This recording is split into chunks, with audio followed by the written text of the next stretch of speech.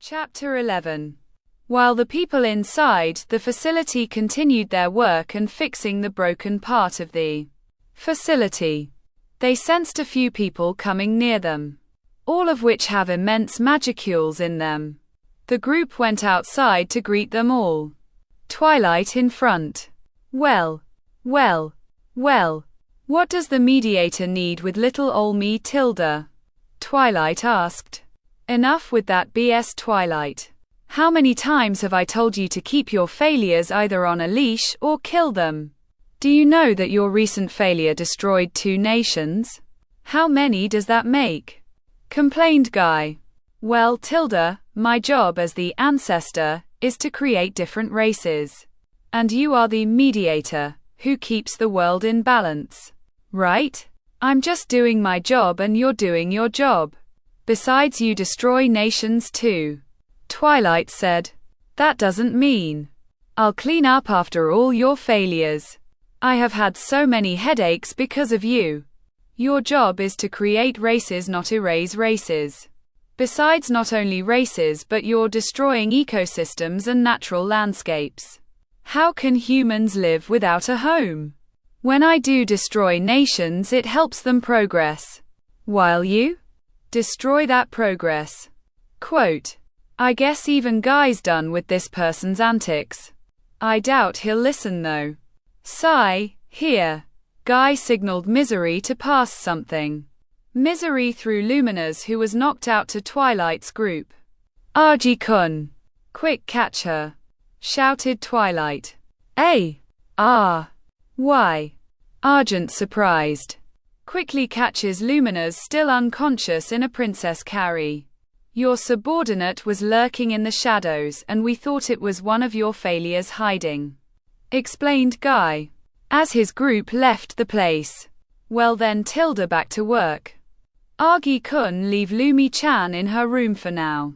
Let's give her some rest, Twilight said to everyone, as Argent walked in the corridor. I know you're awake, right? As Argent carried Luminous, he said in a whisper. Let me pretend. So that bastard will let me rest in my room in peace. Just bring me to my room quick. With her eyes still close, she mumbled quietly. On a random day in the facility, Twilight was looking for Argent. He found him talking with Luminous and Sylvia. Argy-kun. It's time for magicules, Tilda. Give me. Hurry up. If you don't get it, give me. Sigh. Can't you do this some other time? We're busy here, complained Luminous to Twilight. No, Tilda. I want some right now. You don't know it, Lumi-chan, but his magicules taste chef's kiss out of this world. Twilight grabbed Argent by his shoulder. He slides Argent's shirt to the side to get a good spot in his neck. Something like this. Image, not mine. Can't you do this somewhere else? Luminous glared at the two. Why am I also at fault? After Twilight was satisfied taking magicules from Argent, he thought of something interesting to do. He smirked and quickly goes to Luminous' back. He dragged her to Argent and placed her face near his neck. Lumi-chan should try it as well. You'll find it quite addictive. He holds Luminous in place. Hey, what are you doing? Let me go. Luminous tried resisting and trying to get out of his arms. Sylvia-chan, quick. Grab Argy-kun and push his neck to Lumi-chan's mouth. Twilight ordered Sylvia. Roger. Seems like fun, Sylvia thought. Sylvia overpowers Argent and push his neck right up to Luminous' mouth, which was open because of her shouting. Giving both a quick push, placed her fangs to his neck. Luminous had a quick taste of Argent's magicules. She shut her eyes as she tried resisting sucking more. The taste was as Twilight said. It was delicious beyond reason. When she opened her eyes, she realized Twilight and Sylvia already let go of the two. Luminous was the only one hugging Argent. So he won't escape as she continues to suck more from his neck. Oh my. Oh my. Oh my. Look at you, Lumi-chan tilde greedily sucking Argent's magicules. He's already about to pass out. You must really like the taste, huh? Twilight teased Luminous. Luminous. I didn't know you wanted to have a taste of Argent that much. I mean, you two did get along, but I never realized it was this much, ha ha ha. Sylvia mock and laugh as she looked at Luminous. Luminous let go of Argent and rushed to the two to kill them both. Meanwhile, the two kept teasing her and laughing as they escaped through the corridors. Don't I get any help here? Thought of Argent, who was left in the floor like a rag. Several decades have passed and the population of the elves have reached the needed number. The next spirit that will be the main focus of the facility is the fire spirit. The fire spirits have already been through some trials while focusing on creations of elves. That means they didn't have to start from square one. Alright, Sylvia Chan. And RG Kun. Could both of you be a dear? And go to Ramirez for me and get us a flame spirit lord. Twilight said to the two in one of their meeting rooms. In this room is where they would talk about progresses and new discoveries in their experiments as well as announcements. Ramirez. Who's that? Argent asked. Ah, that would be the Spirit Queen. She has also been assigned with a job by Velda Nava Sama. Answered Twilight. Anyway, the dwelling of the spirits is where she normally resides. It should just be a few thousand kilometers southeast from here. Somewhere near future Sarian. One of the kingdoms in their future dynasty. Argi-chan, let's go. Sylvia grabbed Argent's arm and ran out of the facility. The two traveled on foot. The two didn't walk though. They ran while talking. So, why do we have to go to this Spirit Queen? Can't we just summon spirits like what we usually do? Asked Argent as he jumped a couple of meters above ground. Well, superior spirits and spirit lords gain egos over time. The superior spirit that we summon on a regular basis barely have ego. Where we are going is called the dwelling of spirits, the literal home of spirits, as well as the gateway to the spirit world, told Sylvia as she jumped through tree to tree. In that place, we'll negotiate with them to become volunteers for our experiments. Well, negotiations can be verbal or non-verbal. Fight. To accept our request, I guess. I was technically one of them a few hundred years ago. Twilight said that I accepted the proposal without much resistance. He told me I said that it seems fun and entertaining. Said Sylvia as she ran. You guess? He said. You don't remember? Questioned Argent as he leaped through trees. A side effect, or should I call it rebirth? Normally speaking, you can't remember your past life, right? It's something like that, answered Sylvia. The two talked some more as they travel in an unimaginable speed for normal humans. A Class 6 High Elf and a pinnacle of Class 5 Demon. Both having high physical strength, agility and endurance. After several hours of traveling, they finally arrived in front of the large door to the dwelling of the spirits. They nodded to each other and entered. Inside of it is a maze. The maze is designed to give the people who entered challenges to see if they are worthy to borrow the strength of spirits. Not only does the maze challenge you, illusion magic is constantly being spread to confuse your senses. Of course, the two are not affected whatsoever by these tricks. They just walk through the maze, like walking in a park that they have been before. When they entered a room, Sylvia walked forward. Ramirez Sama, it is me, Sylvia.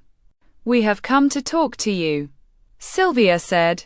Aside from Argent, there wasn't anyone else in the room. Until what Sylvia said. Suddenly, a beautiful woman appeared. She has blonde hair that is done in pigtails and has yellow eyes, with dragonfly-like wings in her back. Anyone could see that she is the queen of spirits. Sylvia-chan. What can I do for you, Tilda? The woman or Ramirez said with her soft and pleasant voice. Yes. We have been ordered by Twilight to obtain a flame spirit lord for our latest race creation. And if possible obtaining several superior flame spirit as well. Sylvia bowed on one knee as she talked with her head down to Ramirez. We? Asked Ramirez. Then she looked at Argent's direction, finally seeing him. Oh my. Sorry for not noticing. I see. A demon and a small but strong soul. Twilight probably took an interest in you, huh? It is a pleasure to meet you, Ramirez, the Queen of Spirits. I am Argent, also known as the Silver Semi-Primordial Archdemon, said Argent. Silver Primordial Archdemon. Do you by any chance know Guy? Asked Ramirez. Yes. He is the Primordial Rouge, now named Guy. I have met him several times before in both the underworld and the material world. I see. Well, for what you two are looking for, let us go to the location. Ramirez started to walk in front. She guided the two inside her labyrinth. Not even 5 minutes and they have arrived in a platform. That is where you two will get the spirits that you want. Go up there and communicate with the spirits. If they see interest, they will come to you, pointed Ramirez. And if they didn't? Asked Argent. Well, Ramirez had a conflicted smile. You can use the inferior spirits that came to create a new superior spirit. However, for a spirit lord, you'll have to find a way to bring them to your side. You can't just make a new one, it's not really possible. I see. Sylvia and Argent went to the top of the platform. They talked for a few minutes and got the attention of a lot of inferior fire spirits as well as 3 superior spirits. Sylvia was popular to the spirits in particular. She attracted the superior spirits to agree to coming with them. Argent only attracted the inferior spirits. However, their main objective is still not accomplished. What should we do? We can't attract a spirit lord. They probably have really mature egos to not appear before us. Sylvia complained. Argy-chan, do something quick. Sylvia tossed the entire problem to Argent. Don't just push everything to me. Sigh. Argent stepped forward and opened his mouth. Hey, Matchstick, get down here. Before I go there and beat you all up in submission. Oh, what? You're all a bunch of cowards. Pathetic, and this is supposed to be what spirit lords are. Argent spread out his aura to every nook and cranny of the place, making himself as imposing as possible. 3 things can happen here. I'll be totally ignored, which is the worst one. A spirit lord will appear scared, the best scenario. And lastly, an angry spirit lord accepts my challenge and I beat it to submission. The entire area then glowed for a few seconds. Once it stopped glowing, the figures appeared floating, looking at them. Ha ha ha. You've done it now, Argy-chan, said Sylvia, as she looked at the 6 floating spirits in front of her. Well, I mean, they appeared, didn't they? I think that I deserve praise here. I wouldn't exactly call it praise. But it is amazing that you made them appear, commented Ramirez. 6 spirits floated in front of the 3. 2 of which are spirit lords. What they sought for to acquire. The bizarre thing is, only one of the 2 spirit lord is a flame base lord. The other one is a water base lord. A water spirit lord and a flame spirit lord. They also have 2 superior spirits each on their sides. The Flame Spirit Lord has 2, Flame Titan, Ifrit. And the Water Spirit Lord has 2, Water Saintess Undine. The superior spirits are all class 4 beings and the Spirit Lords are class 5 beings. You dare mock us, demon? You must be courting death. If you really can defeat us, we'll submit. If you don't, we'll kill you. The two spirit lords said alternately. Well, Agi-chan, it was nice knowing you. Sylvia said her condolences. Hey, you're helping me too. You fight the water spirits and I take the flame spirits, complained an appointed Argent. You're dragging me into this. Isn't this your fault? How low of you, Agi-chan. Sylvia fake crying. You're the one who said to do something, shouted Argent. Yeah. Fine, make sure to win, all right. If you die, Luminous will probably get mad at me. To be continued.